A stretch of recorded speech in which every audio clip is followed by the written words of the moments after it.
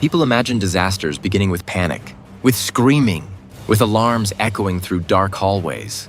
But that's almost never how they begin. They begin with ordinary moments. A father carrying his sleeping daughter back to her cabin. A steward stacking coffee cups for breakfast. Two newlyweds standing at the rail, watching the last light disappear beneath the Atlantic. On the evening of July 25, 1956, life aboard the Andrea Doria felt almost peaceful. After nearly a week crossing the Atlantic, the voyage was almost over. New York was only hours away. Passengers talked about seeing the Statue of Liberty at sunrise. Some couldn't wait to reunite with family waiting at the pier. Others were already making plans for their first day in America. No one believed they were about to become part of one of history's most famous maritime disasters. Outside, the ocean had disappeared. A thick blanket of fog swallowed everything beyond the ship. Sea and sky blended into one endless wall of gray. Every few minutes, the Andrea Doria's foghorn echoed across the water. Some passengers barely noticed it. On the bridge, nobody ignored it. Radar had detected another ship. That wasn't unusual. The North Atlantic was one of the busiest shipping lanes in the world. Ocean liners passed each other all the time. Radar had made those encounters far safer than they had ever been before. Miles away, another passenger liner, the Stockholm, was heading east toward Europe after departing New York. Her officers watched their own radar screen. They saw the Andrea Doria. They believed they understood exactly where she was heading. On Andrea Doria's bridge, the officers reached the same conclusion. The ships would pass safely. Neither crew realized they had interpreted the situation differently. Neither captain believed a collision was likely.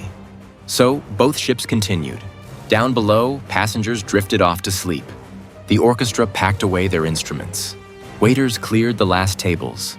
The Atlantic seemed calm, but every passing minute brought the two liners closer together.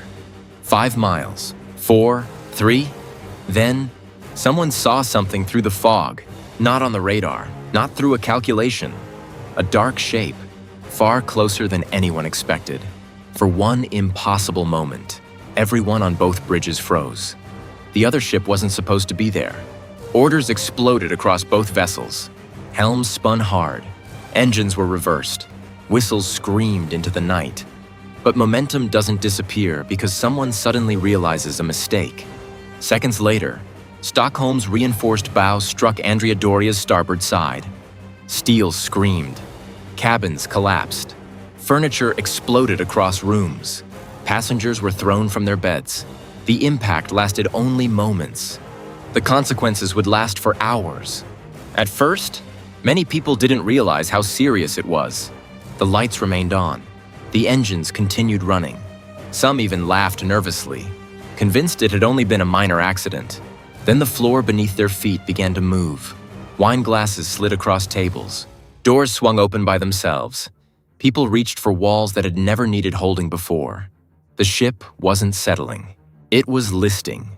Deep below the waterline, seawater poured through the massive wound ripped into the hull.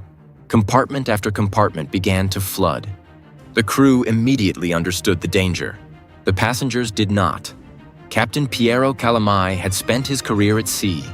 Within minutes, he realized his ship was in a fight she might not win.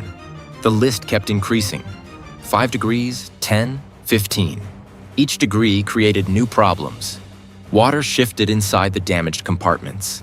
The ship became increasingly unstable. Lifeboats on one side were becoming impossible to launch. Time was beginning to work against everyone on board. Distress calls spread across the Atlantic. Nearby ships immediately changed course. Among them was the French liner Île-de-France. Her captain knew there wasn't time to hesitate. He ordered full speed toward the disaster. Back aboard Andrea Doria, the mood changed completely. Confusion gave way to urgency. Crew members rushed passengers toward lifeboat stations. Families searched frantically for one another. Announcements attempted to keep everyone calm. Some passengers obeyed immediately. Others refused to believe such a beautiful ship could actually sink. That disbelief cost precious minutes. As the list worsened, launching lifeboats became more difficult. Those on the high side of the ship could no longer be lowered safely. Thousands of people now depended on only half the available boats. Normally, that would have meant catastrophe. Instead, something extraordinary happened. Ship after ship answered the distress call. Crews worked side by side.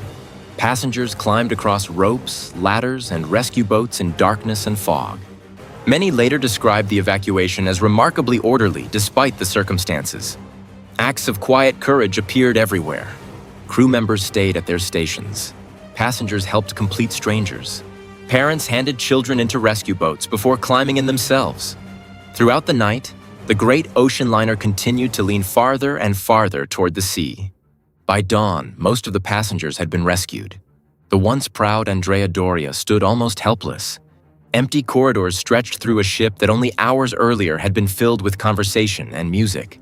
Rescue vessels watched from a safe distance. Everyone hoped she might somehow survive.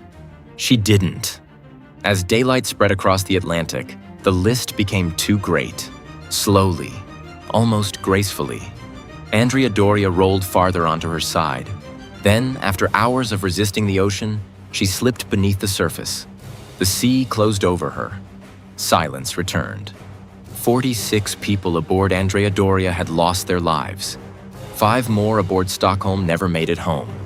For a disaster involving more than 1,700 people, the survival of so many was due to remarkable seamanship, quick decisions by nearby ships, and extraordinary courage from both crews and passengers.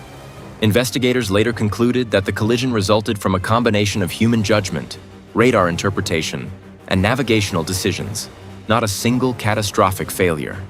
The tragedy became a turning point. Training improved, radar procedures changed, bridge communication evolved. Lessons learned that night influenced maritime safety for generations. Today, Andrea Doria still rests on the floor of the Atlantic. Divers continue to visit her, not simply because she was a famous ship, but because her story reminds us how quickly certainty can disappear.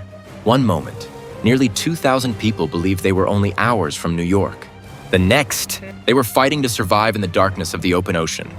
Sometimes history doesn't change because of a storm. Sometimes it changes because 2 experienced crews look at the same horizon, and each believes the other ship will turn. Please like and subscribe to the channel for the next epic story.